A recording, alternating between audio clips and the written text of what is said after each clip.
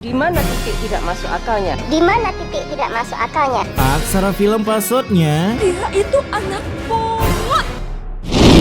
Sebelum Indonesia menjadi negara maju dalam sebuah mimpi, anjas, gimana mau jadi negara maju? SDM-nya aja begundal-begundal gini. Terdapat dua orang babang yang melakukan tutorial melenyapkan nyawa sapi, namun emaknya pun datang untuk memberikan tutur rahayu. Kenapa kamu bunuh sapi ini? Sapi ini dibunuh untuk dimakan. Lah, apa bedanya? Yang namanya dibunuh pasti sakit, Bu.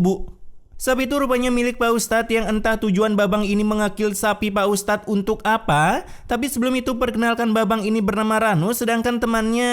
nggak penting, dia cuma NPC cuy. Sekarang saya kesana ya.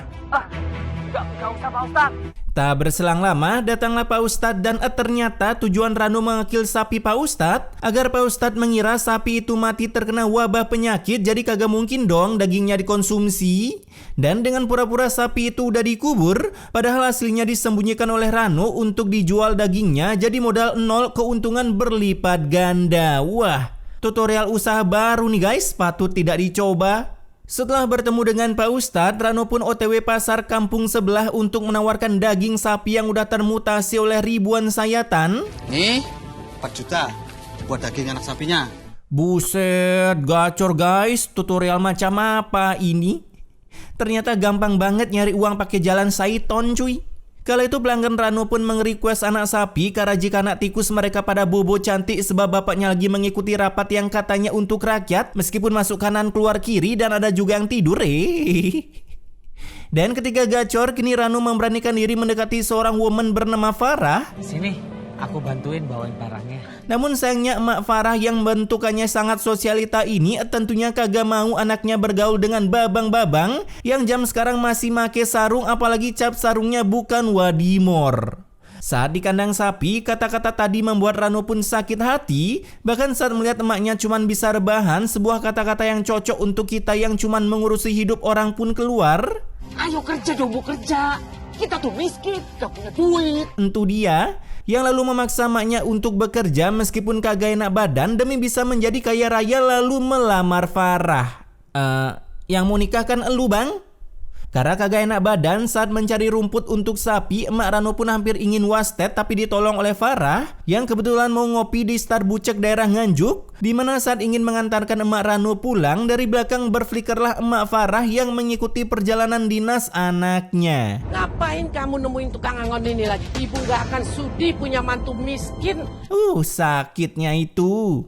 Mendengar bacotan si lampir membuat Rano berjanji akan berusaha semaksimal mungkin agar bisa menikahi Farah suatu hari nanti. Tapi si lampir ini langsung memberikan persyaratan tutorial agar bisa menikah dengan Farah, bukan kawin doang. Kalau kamu punya uang mahar 250 juta. Itu dia, buset udah kayak ngejual anak anjing.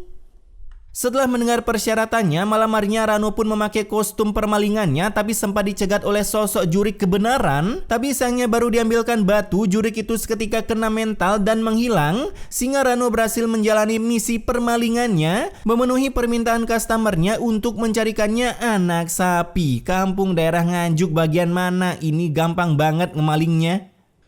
Keesokan harinya Rano pun mengabarkan jika sapi Pak Ustadz telah hilang, yang padahal baru aja kemarin ia yang ngemaling. Gampang banget kan nyari uang guys. Dan tak berselang lama datanglah Pak Ustadz untuk menanyakan Rano, tapi simak malah berlagak kehabisan energi kanuragan dalam dirinya. Sehingga Pak Ustadz memberikan uang untuk emak Rano bisa berobat, sekaligus kembaliannya dipersilahkan masuk kantong Rano. Buset dah. Cuan dari sapi dapet, cuan berobat emak dapet. Jadi kaya itu sangat gampang guys jika udah ketemu triknya. Setelah Pak Ustadz pulang, saat Rano ingin beli kopi di Indo April, tiba-tiba editor CapCut pun memberikan sebuah sentuhan editingnya. Waduh! Anjayani, petir punya Thor pun sungkem. Dan lagi-lagi datanglah jurik kebenaran untuk memberikan tutur meskipun harus masuk kiri keluar kanan seperti para wakil member Wakanda yang menjalani rapat secara diam-diam. Cuaks. Dan ketika sampai di tempat penyekapan sapi hasil maling, datanglah yang akan beli yaitu NPC ini dan deal-dealan dengan cuan jutaan pun terjadi. Andai dia tahu itu sapi Pak Ustadz. Makasih ya. Oke. Namun baru aja gacor, datanglah permasalahan utama yaitu ayangnya yang akan dijodohkan, sehingga Rano harus buru-buru mendapatkan uang 250 juta sebelum manusia berbatang lain melakukan pengcekotan pada Farah. Kala itu Rano pun beraksi menjadi ayam maling level Pro Max, karena kapan lagi kan elu yang ngemaling jual hasil permalingan elu, tapi malah mau dimaling lagi sama Rano kan? BGGST banget cuy.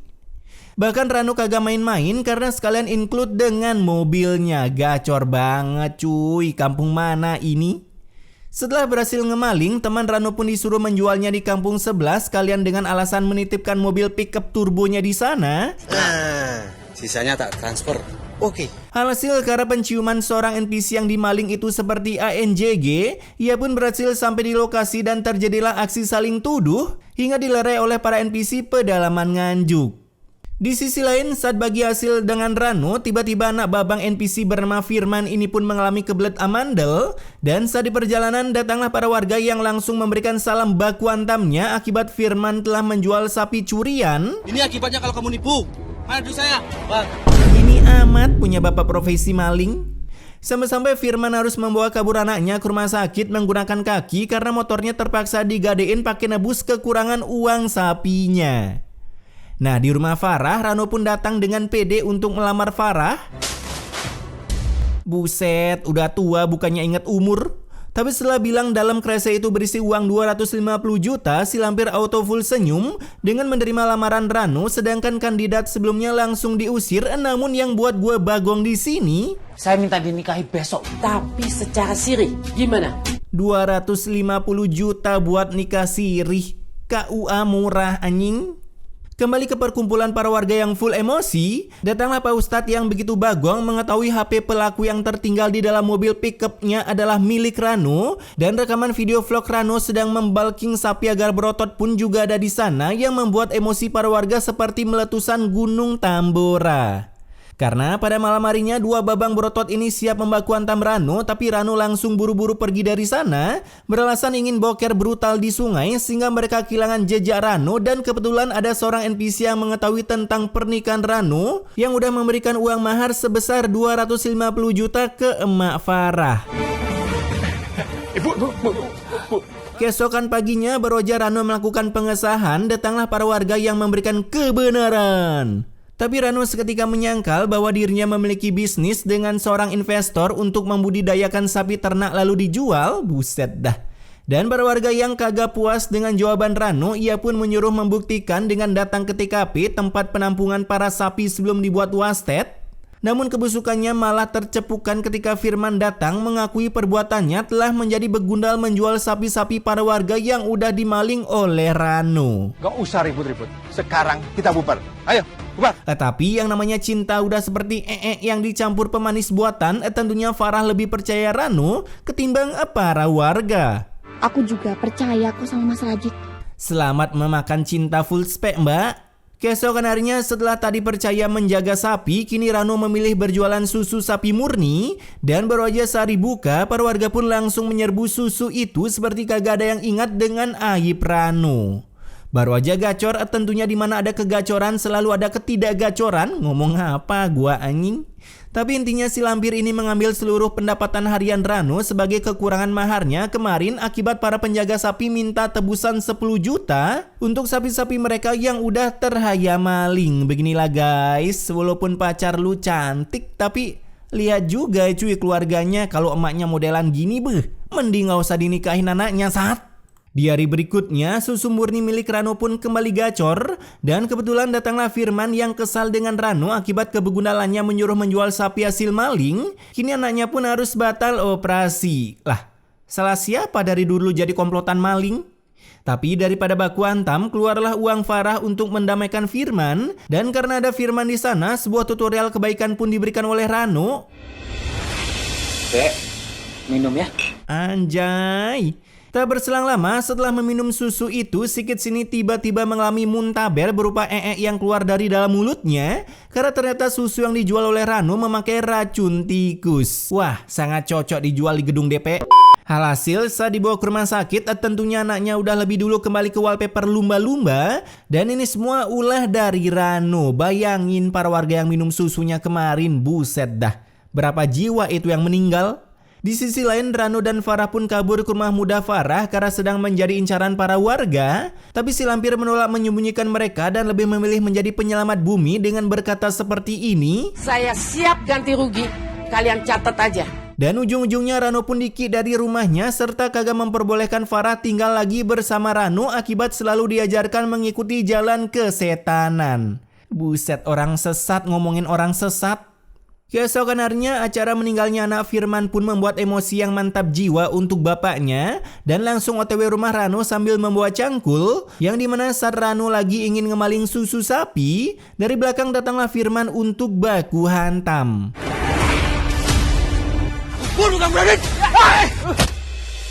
Ya elah, nyangkul aja remedi. Kala itu mereka langsung baku hantam memakai tangan kosong, tapi karena kebetulan Rano besutan pesilat PSTH, dengan tendangan si madunnya ia pun berhasil menumbangkan Firman.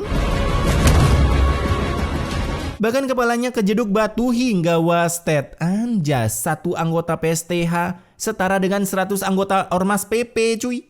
Di sana Firman pun langsung dibuang ke jurang untuk menghilangkan jejak pendeletannya. Tapi Rano malah ikutan rebahan santuy di sana sampai datanglah Pak Ustadz and the gang untuk menyelamatkannya. Ketika dibawa ke rumah sakit, keluarga Rano pun bagong melihat Firman udah wasted sedangkan Rano hanya koma karena arwahnya sedang ditransfer oleh editor berkelas. Ampun. Itu dia, lu kan bisa tutup mulut aja bang, ya elah. Dan setelah editan kesela air PDAM 1 galon, kini Rano pun bangun dari komanya, dimana saat melihat Pak Ustadz ia pun langsung berkata tobat. Namun mertuanya yang ada di sana malah ingin memisahkan Rano dengan Farah setelah mengetahui Rano terlibat dalam baku hantam dengan Firman. Beberapa hari kemudian, Farah yang tersegel di rumahnya seperti Rapunzel, ia pun nekat keluar diam-diam untuk menemui Rano yang masih berada di rumah sakit. Karena ketika bertemu dengan Rano, ternyata Farah ingin mengabarkan bahwa susu racikan Rano udah membuat makin banyak korban jiwa, hingga sekarang dirinya masuk dalam top buronan One Piece dengan bounty termahal. Di sisi lain, para warga pun melakukan penggerebekan dan ingin membakar rumah Rano. Dan dengan bom-bom boloni yang dilempar, kini rumah Rano pun terbakar yang ada emaknya di dalamnya. Namun untung ada Rano yang datang untuk menyelamatkannya. Kemudian keluar memakai pintu belakang meskipun nyawa emaknya gagal tertolong. Ibu sadar. Ibu.